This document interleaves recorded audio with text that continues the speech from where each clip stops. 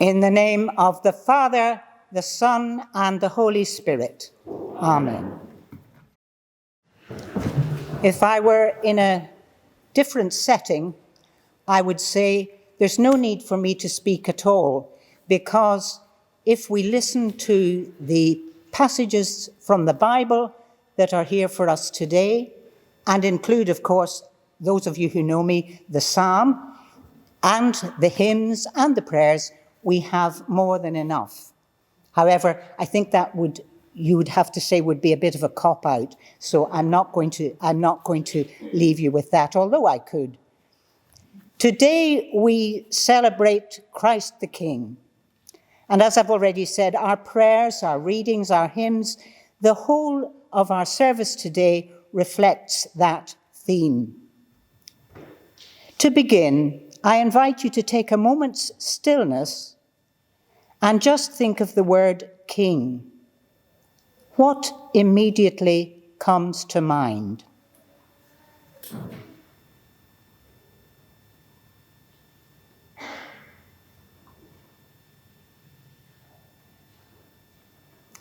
Now, I guess if I came down and asked questions, some might say nothing came to mind. That's fine. Some might give me a painting or a piece of music or a poem or some sort of image.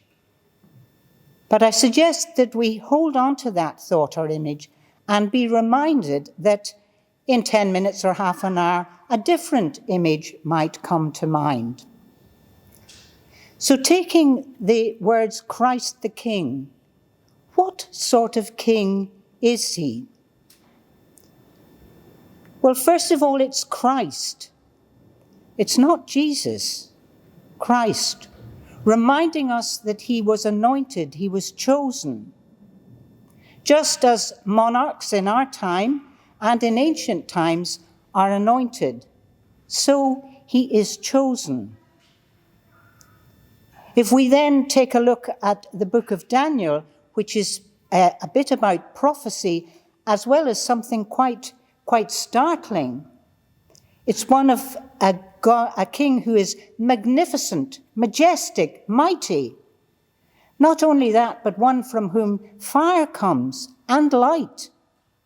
So at times perhaps a fearful king, but also in that he's a king for all time, past, present, and future. In that description, there is then the more human face, the prophecy, which we would say is looking to the coming of Jesus. Psalm 93, which is set for today, which we haven't had,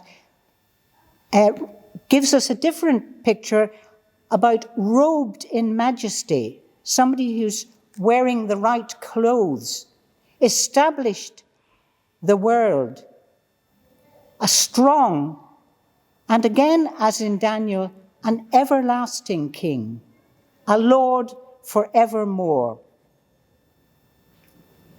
The Revelation reading again has the eternal, everlasting message.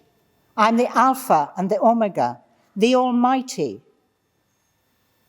However, although it is a message to the 7 churches, not just to one person, it has a much more personal touch, starting with the greeting, grace to you and peace, and then ending with the ruler of the kings of the earth.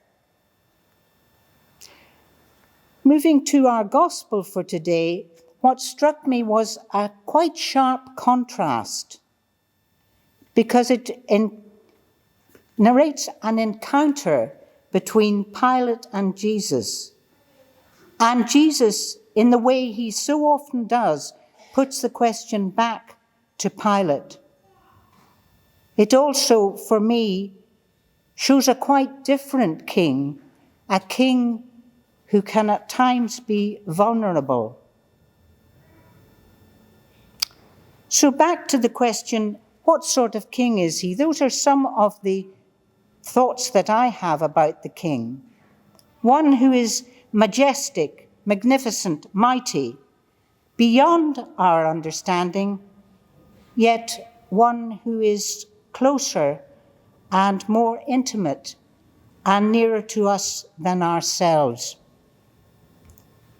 So I leave you with that question, what sort of king is it? And a second question, being a former teacher, I'll always send you away with some homework. The question is, if that's the sort of king and kingdom, what sort of citizens are we to be of that kingdom? And then this morning I was reading the morning prayer, and I picked up again something that it spoke to me from Revelation 3. I'm standing at the door knocking. If you hear my voice and open the door, I will come into you and eat with you, and you with me, as we will eat together later in the Eucharist. And may God add his blessing to these words.